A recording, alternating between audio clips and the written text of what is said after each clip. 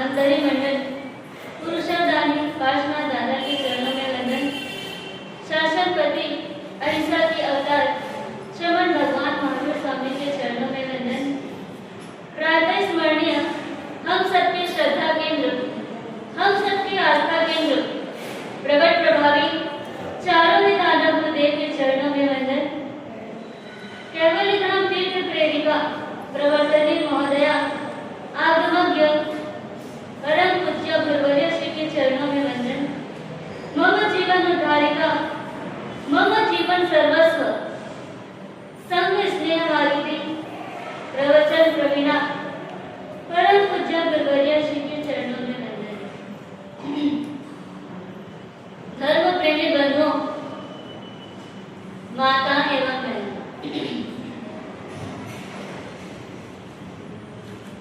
प्रभु शिवाय की कथा जीवन में व्यथा पैदा कर देती है।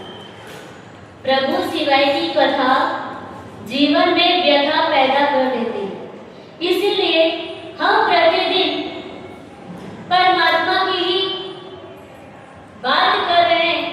परमात्मा स्वरूप में हम अपने आप को झांकने का प्रयास कर रहे हैं। परमात्मा मैं होने के लिए, परमात्मा में डूबने के लिए हमारी चर्चा चल रही है।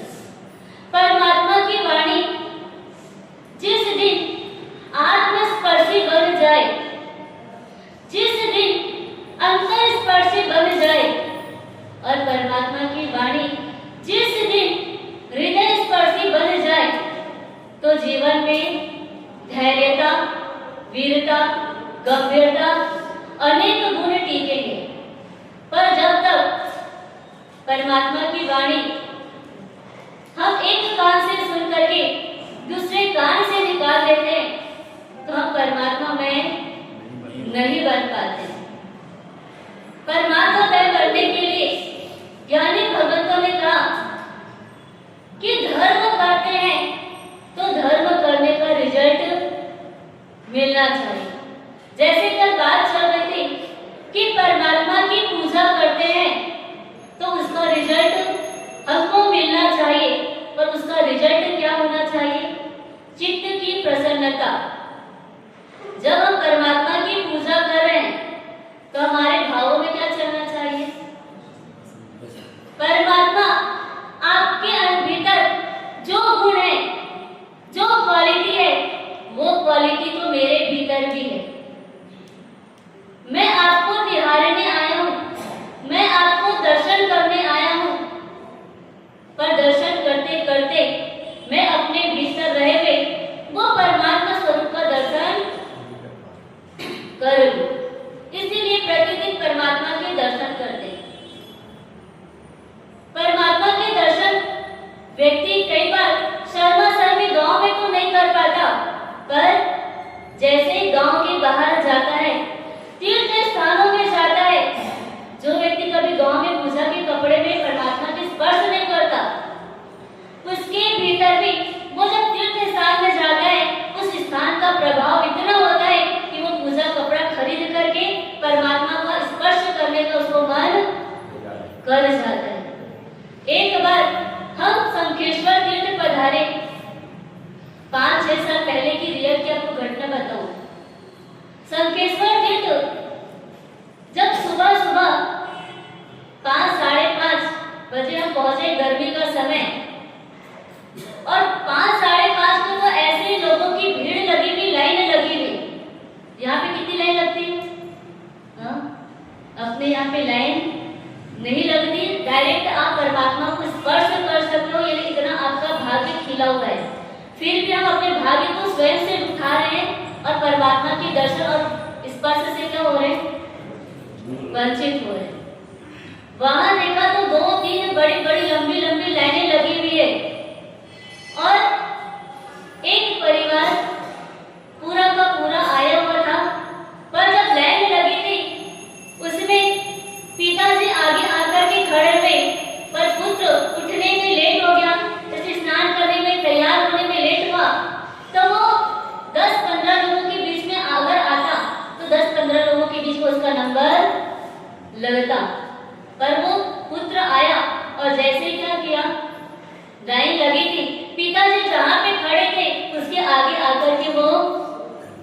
खड़ा हो गया। उसके आगे आकर के खड़ा तो हो गया, पर पीछे जितनी लंबी लाइन लगी है उन लोगों के अंदर हलचल मचने लग जाती है। हलचल मचते मचते तो ऐसे आंधी तूफान यानी लड़ाई झगड़ा गधा कुछ स्टार्ट हो जाता है कि एक तो बाद में आया और पहले खड़ा हो गया। हम कितनी देर से लंबी लाइन लगा करके खड़े हैं, उसकी कोई वैल्यू नहीं है। और ऐसा लड़ाई झगड़ा करके वो पुत्र को भी पिता से क्या कर दिया, बाद में आया तो क्या कर, पीछे खड़ा हो, जिस समय तू आया जिसके बाद आया उसके बाद तू खड़ा हो। ऐसा करके पिता तो आगे खड़े हैं और पुत्र पीछे खड़ा हो।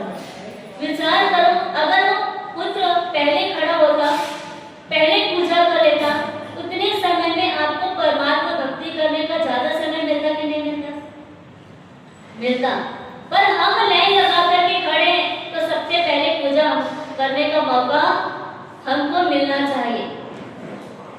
महाराज साहब ने गुरुवर्य श्री ने ये सब माहौल देखा, मंदिर के अंदर तो कुछ बोला नहीं, पर जैसे ही पूजा करके वो परिवार जो बहसबाजी कर रहे थे, दूसरा ग्रुप आया था, जो अन्य स्थान से आया हुआ था, उनको महाराज साहब ने बोला, आपने तो परमात्मा की पूजा वासक्षेप पूजा करने की लाइन लगी हुई थी सुबह सुबह के टाइम पे, वासक्षेप पूजा आप लोगों ने कर ली, अब करने के बाद यहाँ से कहाँ जाओगे, क्या करोगे?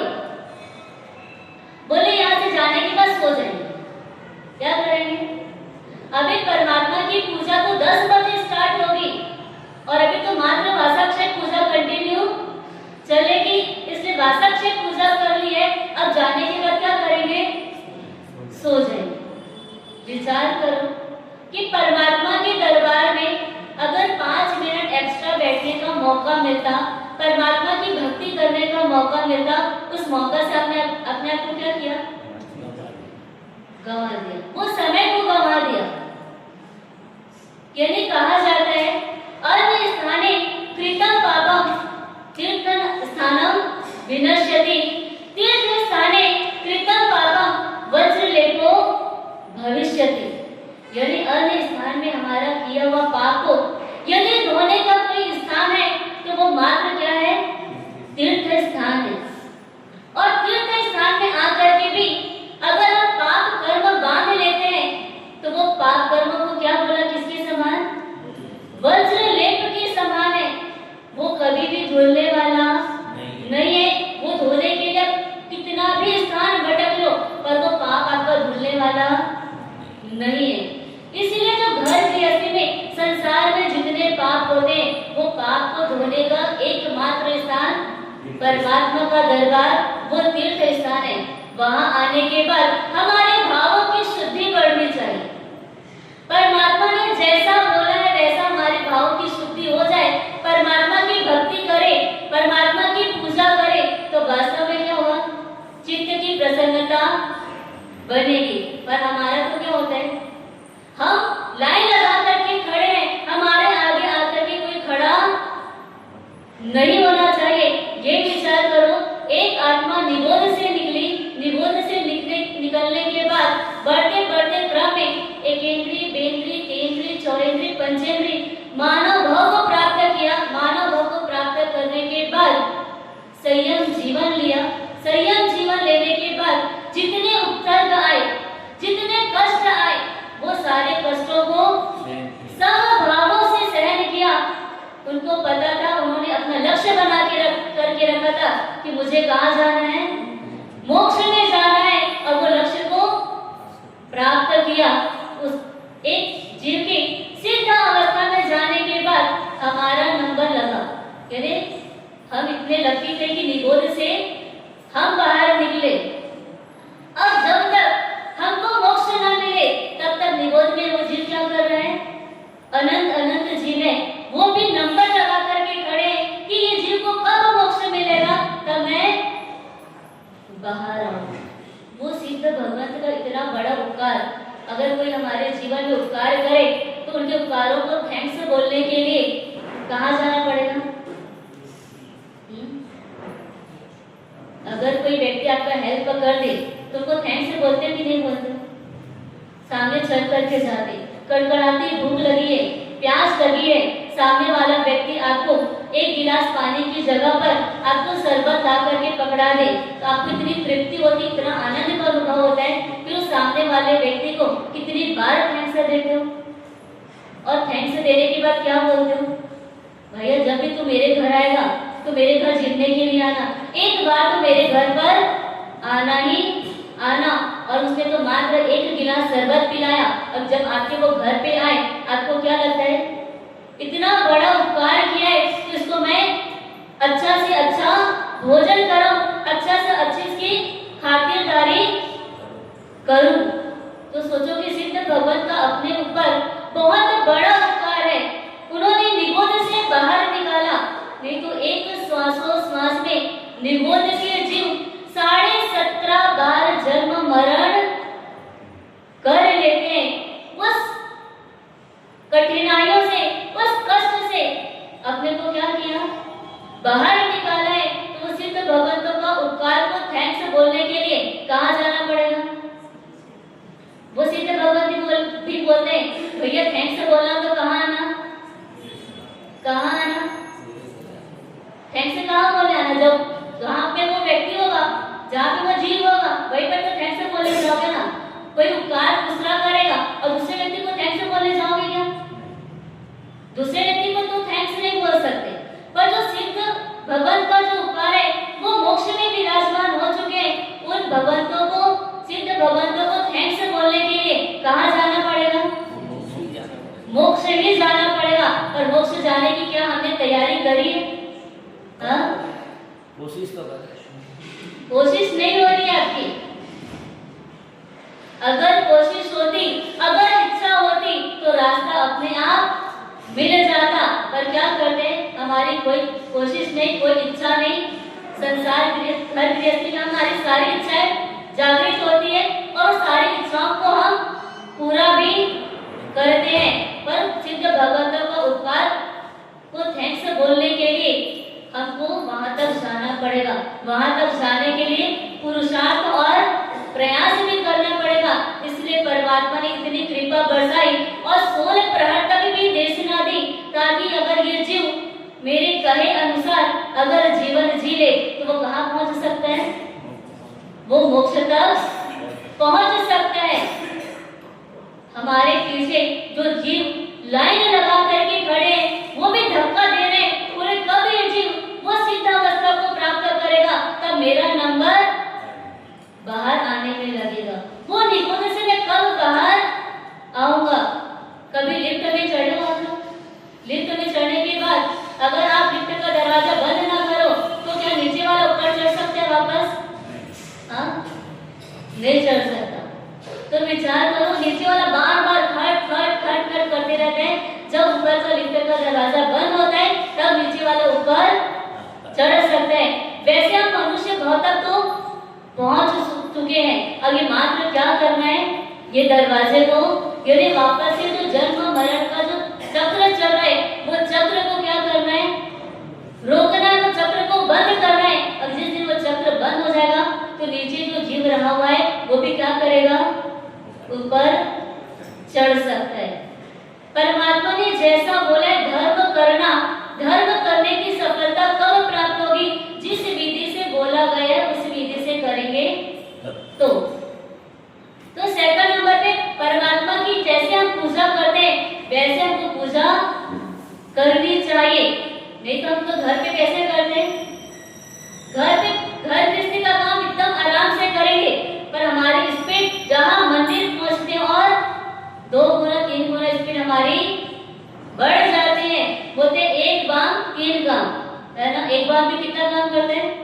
3 काम करते हैं, पर हमारी स्पीड भी क्या होती है, उससे ज्यादा होती है। यानी एक बार उंगली में केसर लेते हैं और परमात्मा की पूजा पूरे 9 अंक की 13 टिकी में हम पूजा कर देते हैं। यानी इतनी स्पीड हमारी पूजा होती है। एक अंगूठे पे लगा करके रखो, वो परमात्मा के अंदर जो रहा हुआ गुण है वो आने वाला ही होता है। उसके पहले हम क्या कर देते हैं, उंगली हटा करके दूसरी जगह पूजा करना चालू कर देते। दूसरी जगह जैसे ही वो गुण का स्पर्श होने वाला होता है वहां से हटा करके स्पर्श करते हैं। फिर कहते हैं कि इतने समय हो गए परमात्मा की पूजा करते करते, पर वो परमात्मा का पूजा का फल अभी तक मिला ही नहीं। समाई करते करते सालों हो गए, पर समाई का रिजल्ट क्या आना चाहिए? क्या आना चाहिए? ज्ञानी भगत कहते कोई भी क्रिया करो, कोई भी क्रिया करते करते धर्म का रिजल्ट हमेशा समभाव आना चाहिए। अगर समभाव नहीं आ रहे, मतलब आपकी सारी क्रिया क्या जा रही है? आप विधि से नहीं कर पा रहे। अगर विधि से वो क्रिया होती तो रिजल्ट अवश्य आता। और विधि से करने के लिए परमात्मा ने बोला कि कहां पर करना चाहिए? समाई करनी तो कहां पर करनी? अगर घर पे करोगे तो विधि से हो पाएगा क्या? परमात्मा ने जैसा बोला वैसा कर सकते हो आप? नहीं कर सकते। कितना भी प्रयास आप करोगे कि मैं घर पे रह करके समाई कर सकता हूँ, घर में बेटा नहीं है, घर पे बहू नहीं है, पत्नी नहीं है, इसलिए मैं क्या करूँ? घर पर ही समाई कर लूंगा। पर विचार करो, घर पे आप कितना भी प्रयास करोगे, वो जो रिजल्ट मिलने वाला वो रिजल्ट नहीं मिलेगा। एक भाई जी ने डेली समाई करने का नियम लिया। वो समाई करने के लिए उनको बार बार बोला जाता कि कभी भी समाई करो तो उपासना में आकर के समाई किया करो। पर वो भाई जी कहते हमारा सुबह सुबह का टाइम होता, पानी आने का टाइम रहता है, दूध वाले का आने का टाइम होता है, तो सब ये काम देखो तो सुबह सुबह के टाइम पे हम उपासना में आकर के समाई नहीं कर सकते। और वो भाई जी घर पे समाई करने के लिए बैठे, घर पे समाई करने के लिए जैसे बैठे, उसी समय एक बिल्ली की एंट्री होती है। इधर नवकार का जाप चालू है, हाथ में माला है, नमो हरिवंदन नमो सीताराम तो चल जाता। पर जैसे ही बिल्ली को देखा, और बहू तो ऊपर कमरे में है, अब समाई में बिल्ली को भगा सकते हैं? अगर बिल्ली आई तो कहाँ जाएगी? सीधे चौके में जाएगी। अब उसको भगाना भी है, बहू को आवाज लगाना है, तो नवकार मंत्र छूटना भी नहीं चाहिए। इसलिए उस बहू ने क्या किया? बहू ने आवाज लगाया, लंकर पूछो लंका पेटो, घर में घुसो आनम जी, नमो अयंताणम।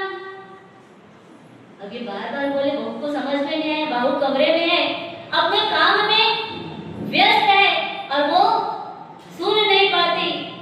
फिर दूसरी लाइन आवाज लगाते, उज्जवल जनता घी गुड़खंडा, घर में घुसियो आनंद जी। अब कौन घुस गया घर के अंदर? कौन घुस गया? घी गुड़खंडा, कहते घी गुड़ को खाने वाला उज्जवल उज्जवल दांत है जिनके, ऐसा वो प्राणी अंदर घर में प्रवेश कर गया है। फिर तीसरी लाइन में बोला, दूध दही ना चाड़ा फोड़िया, दूध दही ना चाड़ा फोड़िया, बहुआ नीचे आओ जी। अब बहू ने जैसे ही आवाज सुना, नीचे सीढ़ी में उतरने के लिए कदम बढ़ाया ही, और वो बिल्ली तो क्या कर रही है? वो जिस पात्र में दूध दही रखा हुआ है वो वहां तक बिल्ली पहुंच ही गई है। अब बस मुंह डालने वाला ही है, मुंह डालने वाली। अब दूध को क्या कर देगी? वो जूठा कर देगी। फिर दूध काम आएगा क्या? नहीं आएगा। तपेला भर का दूध है, अगर एक बार मुंह डाल दे तो क्या करोगे? हाँ, बिल्ली को पूरा दूध पीने दोगे? क्या करोगे? दूध को भी फेंकोगे और बिल्ली को भी पीने नहीं दोगे। और बहू को आवाज आ रही, बस मुंह डालने वाला है, मुंह ना डाले उसके पहले कहते हैं, उखल लारे मुसल पड़ियो, ले इन्हें धमकाओ जी। उखल के पीछे क्या पड़ा है? मूसल पड़ा हुआ है, उसको उठाओ और क्या करो? बिल्ली को धमकाओ, नमो हुआ छाया न। अब बहू सोचने लगी, माँ जी समाई कर रही है, समाई करते करते मैंने तो ऐसा कभी नकार मंत्र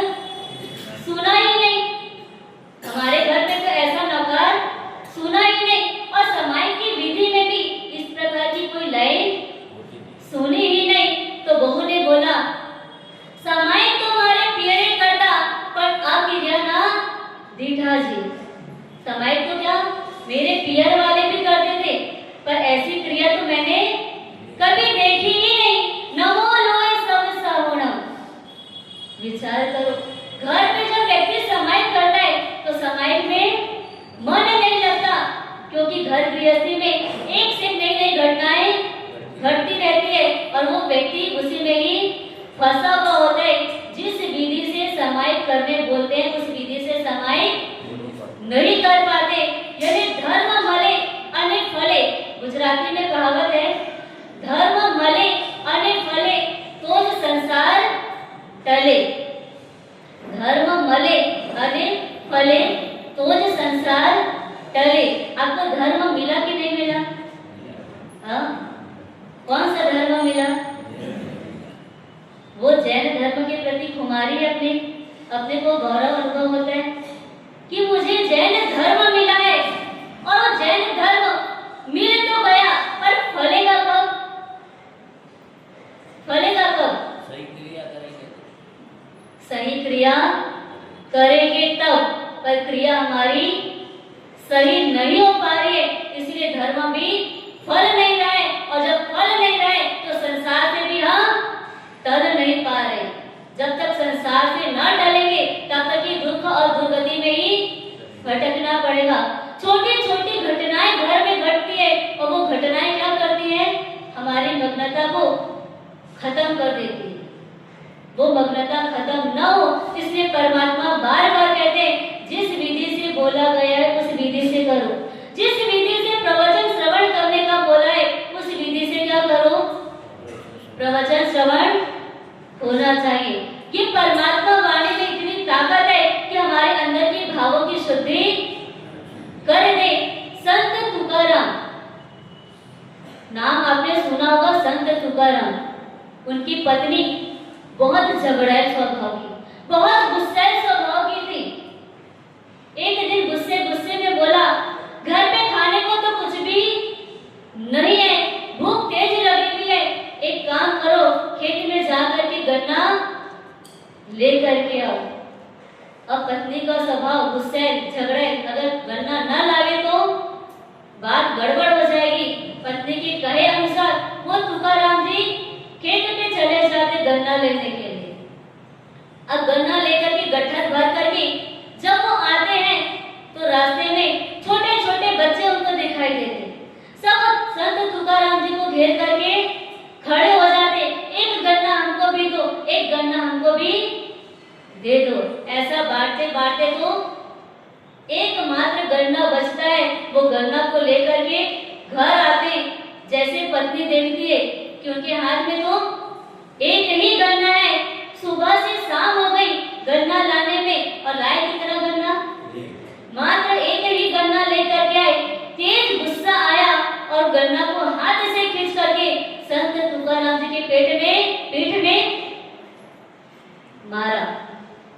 दूसरे लोगों ने पूछा, संत जी आपकी पत्नी ने गन्ने से आपको मारा?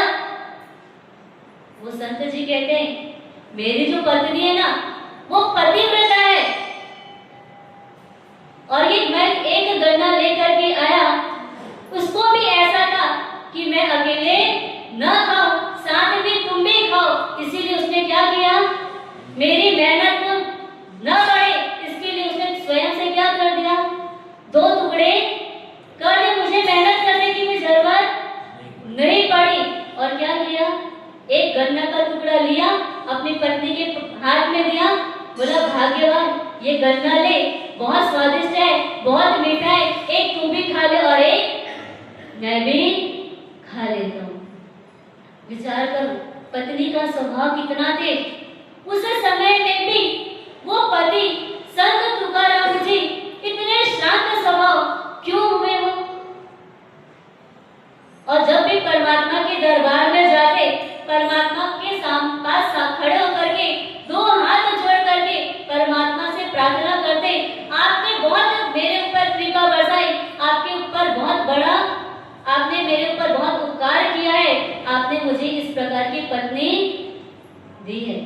सोचो इतनी झगड़े और गुस्से पत्नी मिलने के बाद में भी संत तुकाराम जी क्या कर रहे? भगवान को थैंक्स बोलने गए। क्यों थैंक्स बोल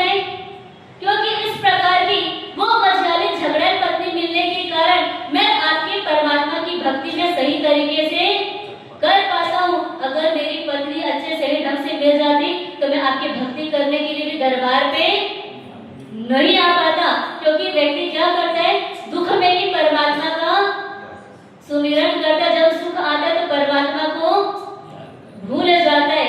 इसीलिए क्या कहते हैं, बनाने वालों ने श्लोक भी बनाया तो कैसे बनाया, दुख में सुमिरन सब करे, सुख में करे न कोई, जो सुख में सुमिरन करे तो दुख काहे को होए। यदि सुख में सुमिरन कर लेते परमात्मा की तो दुख में सुमिरन करने की आवश्यकता ही नहीं पड़ती है। जब व्यक्ति के जीवन में आपत्ति विपत्ति आती है तब व्यक्ति क्या करता है, परमात्मा को याद करता है। एक बार बॉम्बे जैसी सिटी में 5-6 माले की बिल्डिंग बन रही थी। ऊपर मजदूर काम कर रहे, नीचे भी मजदूर काम कर रहे। ऊपर वाले मजदूर को नीचे वाले मजदूर से काम था। अब 5-6 माले नीचे उतरना, लिफ्ट तो लगा हुआ नहीं था, काम चल रहा था। अब 5-6 माले नीचे आना उस व्यक्ति को काम बताना पॉसिबल नहीं था। वो व्यक्ति ऊपर से बार-बार आवाज लगा रहे। और बॉम्बे जैसी सिटी, गाड़ियों का तो आना जाना इतना, और उसकी आवाज भी ज्यादा, तो ऊपर की आवाज नीचे तक पहुंच नहीं पाती। अब उसको लगा कि कैसे उसको आवाज दूं, तो ऊपर से 10 रुपए का सिक्का नीचे फेंका। जैसे ही नीचे फेंका, उस व्यक्ति के बाजू में आकर के वो सिक्का गिरा। वो सिक्का को उठाया, देखा उलट पुलट करके, ये तो असली का सिक्का है, 10 रुपए का सिक्का है। उठाया और जेब के अंदर डाल दिया। वो ऊपर वाला मजदूर देखता रह गया, ये तो ऊपर देखा ही नहीं। फिर दूसरा सिक्का 20 रुपए का निकाला और ऊपर से नीचे फेंका। उस सिक्का को नीचे वाला मजदूर उठाता है, उलट पुलट करके देखता है, देखा ये भी तो सिक्का कैसा है, असली सिक्का है। उसको भी उठाया और जेब के अंदर डाल दिया। और ऊपर वाले मजदूर को लग रहा है मेरी बात नहीं हो पा रही है, मेरे को उसको काम बोलना है, और ये मजदूर ऊपर देख नहीं रहे। अब उसको दिखाना है ऊपर, तो जैसे जैसे मैं सिक्का डालते जाता हूँ, वो तो क्या करता है, जेब में डालते जा रहे हैं। उसको भी गुस्सा आता है, ऊपर से एक बड़ा सा कंकर उठाता है और ऊपर से नीचे डालता है। जैसे वो कंकर उसके बाजू में आकर के गिरता है, और उसकी नजर तुरंत ऊपर चले जाती है। ये जब तक सिक्का मिल रहा था, जब तक धन मिल रहा था, जब तक सुख मिल रहा था, तब तक परमात्मा को याद नहीं किया। जैसे वो कंकर आया, जैसे वो दुख आया, और क्या करता है जीव, परमात्मा को याद करता है कि ये दुख आया तो आया कहां से, ये कंकर आया तो आया कहां से। परमात्मा ने जिस तरीके से क्रिया करने को बोला, जिस तरीके से जीवन जीने को बोला, उस तरीके से जीवन नहीं जी पाया। इसलिए जीवन में क्या हो रहा है, दुख मिल रहा है, और दुख मिलने के कारण वो जीव संसार में क्या हो रहा है, भटक रहा है, भटक रहा है, भटक रहा है। और संसार के वो पदार्थों में ही उसको रस मिलता है।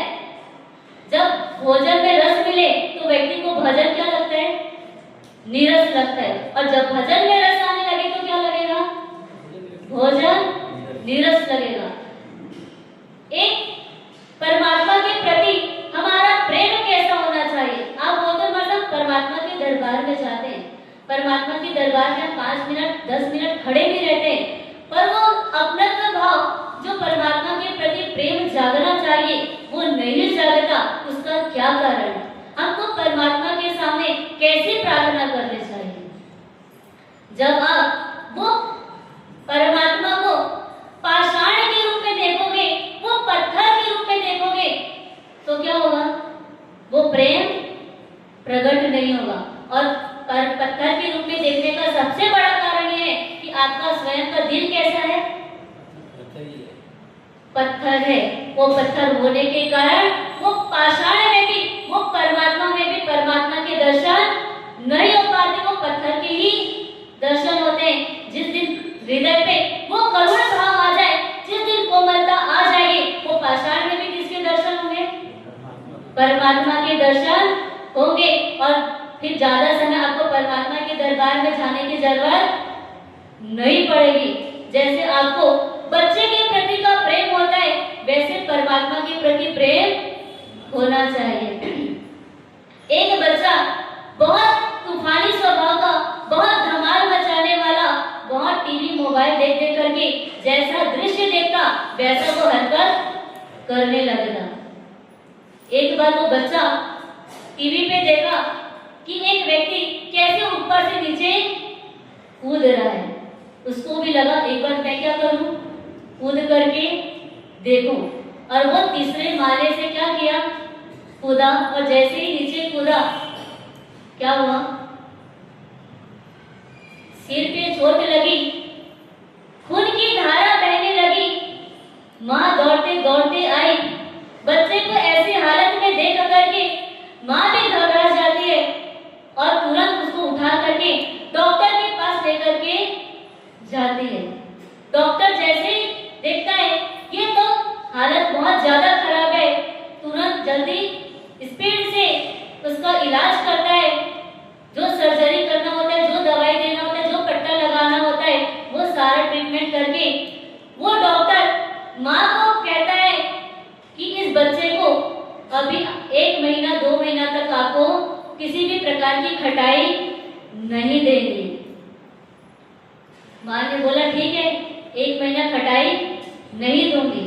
वो गर्मी का समय, आम का सीजन, घर पे टोकरी भर भर के आम आ रहा है और बच्चा आम ना खाए चलेगा, पर आम देंगे तो और उसका नुकसान बढ़ जाएगा।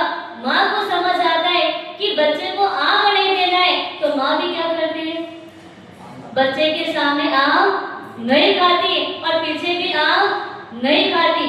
सिर्फ सामने ही नहीं, पीछे भी नहीं खाती। क्यों? क्योंकि अंदर में ये लगता है कि जब तक मेरा बच्चा वो आम को ना खाए तो मेरे मुंह में वो आम कैसे जा सकता है। यदि बच्चे के प्रति का प्रेम देखो, पदार्थ से भी क्या कर दिया, जिस पदार्थ के प्रति वो माँ को भी प्रेम था, ये पदार्थ भी बहुत पसंद था। जैसे वो सीजन आता, अच्छे अच्छे जैसे टोकरी आई ना, अच्छे मीठे मीठे फ्रेश आम देख करके क्या करते थे, अलग करके रख देती थी।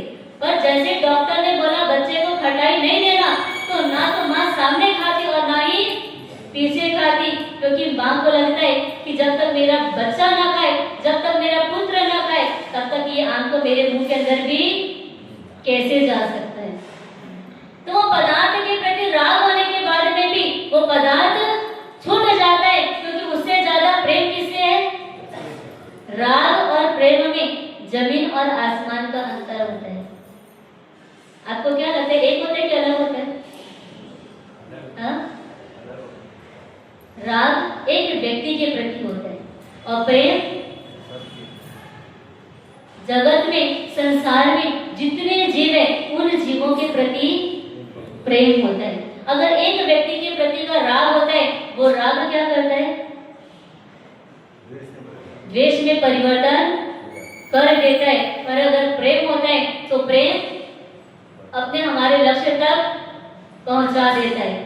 एक व्यक्ति के प्रति का राग है तो वो व्यक्ति जैसा बोले, जैसा करने के लिए हम तैयार होते हैं, पर वो परमात्मा के प्रति का हमारे राग नहीं होता है। और जिस विधि से करने को बोला जाता है उस विधि से हम कर नहीं पाते। ये संसार को बोला कि संसार में 3 चीजें जो है वो एकदम सस्ती में मिलती है, कभी उसका रेट बढ़ता ही नहीं, कभी वो महंगा होता ही नहीं। वो 3 चीजें, उसमें पहला है सलाम। क्या है? सलाम। सलाम को कैसे मिलता है, पैसे में मिलता है? हाँ, फ्री में सलाम मिल जाता है, यानी कभी खरीदने की आवश्यकता नहीं पड़ती और कोई बिना मांगता भी नहीं है, उसके पहले हम देने को तैयार हो जाते हैं। यानी इतना सस्ता में वो सलाह मिलता है। अगर कोई दवाई खाए और पता चल जाए कि ये दवाई से मेरी ये बीमारी ठीक हुई है और वही बीमार वाला व्यक्ति, वही रोगी आपके सामने आए, तो क्या बोलते हो? भैया वो पूछा भी नहीं, उसके पहले क्या बोलोगे?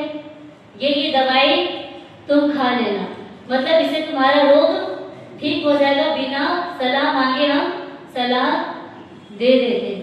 चेयर यहाँ पर लगी चेयर यहाँ पर क्यों लगाया, चेयर को पीछे रख दो। यानी ऐसा एक नहीं, हम दिन भर में आप चेक करना कि आप कितनी बार सलाह देते हो। दूसरे नंबर पर है सूचना। सूचना देना सरल काम है कि कठिन काम है? वार्षद ने एक तपस्वी के अभिनंदन में बोला था कि एक व्यक्ति को कम से कम 5 लोगों को यह सूचना देना है कि वो प्रवचन में आए। कितने लोगों ने वो सूचना दी? हाँ? क्योंकि ये काम कैसा है, सरल है कि कठिन है? सरल है कि कठिन है? सरल है तो अभी तक हुआ क्यों नहीं? हाँ? आप लोगों को वो काम क्या लगता है, कठिन लगता है, पर ज्ञानी भगवान कहते वो काम भी एकदम सरल है। हमारे नीलेश भैया अगर संडे को प्रतिक्रमण होता है सुबह सुबह के टाइम पे, तो एक दिन पहले फोन में मैसेज करते हैं कि कल संडे है और प्रतिक्रमण में सबको आना है। इतना मैसेज करके छोड़ देते हैं? बोलो, प्रतिक्रमण में आने वाले? हाँ? संडे के पहले दिन मैसेज करते हैं और संडे के दिन मान लो कि 6 बजे प्रतिक्रमण होने वाला हो, तो 5 बजे से उठ करके एक व्यक्ति के पास फोन जाता है कि आज प्रतिक्रमण में आना है। मतलब ये काम कैसा है? ये दलाली का काम करना है। तो ये काम वो भी जिनको करना हो उनको ये काम सरल लगता है, पर जिनको नहीं करना हो वो काम कैसा लगता है, कठिन लगता है। यहाँ जितने लोग भी बैठे हैं, अगर एक एक व्यक्ति 5-5 लोगों को भी न बोल सके, अगर एक एक व्यक्ति को भी सूचना दे तो क्या हो सकता है, वो भी जिनवाणी श्रवण कर सकते हैं। पर अपने को लगता है कि ये काम बहुत कठिन है, पर ज्ञानी भगवान कह रहे हैं ये सूचना प्रसारण करना बहुत सरल काम है। अगर शरीर में एक जहर की थोड़ी सी बूंद अगर चले जाए तो वो जहर क्या काम करता है, फैलता है कि नहीं फैलता? एक बार व्यक्ति सोच ले मुझे तो सुसाइड करना है, उसके लिए क्या उपाय सोचूं? ये जहर खा लेता हूँ, मुंह में डालूंगा और ये क्या होगा, जहर जल्दी से फैल जाता है। विचार करो, एक जहर की विष की बूंद भी शरीर में स्पीड से फैल सकती है, तो क्या हम अच्छा काम करेंगे तो क्या वो नहीं फैल सकती? अगर संकल्प मजबूत हो तो वो भी हो सकता है। तीसरे नंबर पर है आशीर्वाद। आशीर्वाद में आप लोग कैसा आशीर्वाद चाहते हैं? आशीर्वाद देना सरल है कि कठिन है? हाँ? सरल है, पर जो भी आता है आपका पैर पड़ता है आप उसको बोलते खुश रहो। हर व्यक्ति को बोलने की ताकत है। जो व्यक्ति आपका रुपए लेकर के बैठा है, 50,000 रुपए, 1 लाख रुपए अभी तक दे नहीं रहे, वो व्यक्ति भी आकर के आपका पैर पड़ रहा है, उसको आप बोल सकते हैं खुश रहो, आप प्रसन्न रहो। इतनी बोलने की ताकत है। आप बोलो ना कि आशीर्वाद देना सरल है, तो क्या आशीर्वाद दे सकते हो? हाँ? हम आशीर्वाद मतलब क्या समझते हैं? कोई बोले कि खुश रहो, प्रसन्न रहो, तो ये आशीर्वाद के रूप में है। जब हम विहार करते हैं, विहार के रास्ते पे जब सामने से हवा आती है, जब सामने से पवन आता है, तब हम विहार नहीं कर पाते। 1 घंटे में जो हमारी स्पीड 5 किलोमीटर की होती है, वो 2 से 3 किलोमीटर तक ही होती है, उससे आगे नहीं बढ़ती। पर वही हवा अगर पीछे से आए तो 1 किलोमीटर में जो हमारी स्पीड 1 घंटे में जो हमारी स्पीड 5 किलोमीटर की है, वो कितनी बढ़ जाती है? 6 से 7 किलोमीटर की स्पीड बढ़ जाती है। मतलब पीछे की हवा क्या कर रही है? हमको सपोर्ट कर रही है, हमको आगे बढ़ने में सहायता कर रही है। और जो व्यक्ति निंदा करता है, वो व्यक्ति कहां से करता है? निंदा करने वाला व्यक्ति आपके सामने कभी किया? हाँ? पीछे से करता है। पीछे से कर रहे मतलब वो क्या कर रहा है? आपको पीछे से सपोर्ट कर रहे हैं आगे बढ़ने के लिए। और हम क्या करते हैं? उस निंदक व्यक्ति की, हमको वो निंदक व्यक्ति बिल्कुल भी पसंद नहीं आता। और जो हमारे प्रशंसा करे, प्रशंसा व्यक्ति किधर से